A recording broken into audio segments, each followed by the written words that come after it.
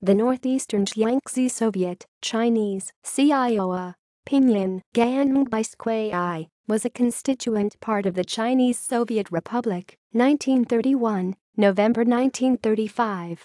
Any military threat it posed to the Nationalist Party-controlled Chinese state, 1927-1949, had been roundly neutered by an early 1931 campaign, while it was still known as the Northeastern Jiangxi Revolutionary Base Area, and thus the area was never going to make a formidable component Soviet of the CSR.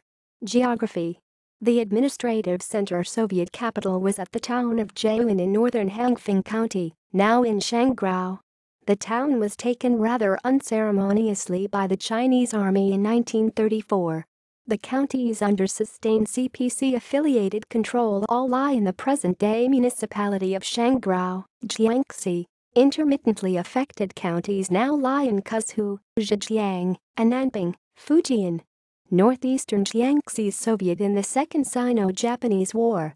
In 1938, the Nationalist Party government conducted an eradication campaign into the area which put an end to whatever small harassments the remnant Soviet troops had been able to stage against the war effort.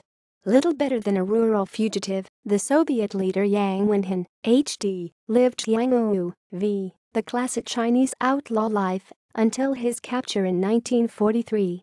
Yang was held by the Nationalists for 7 months before his execution.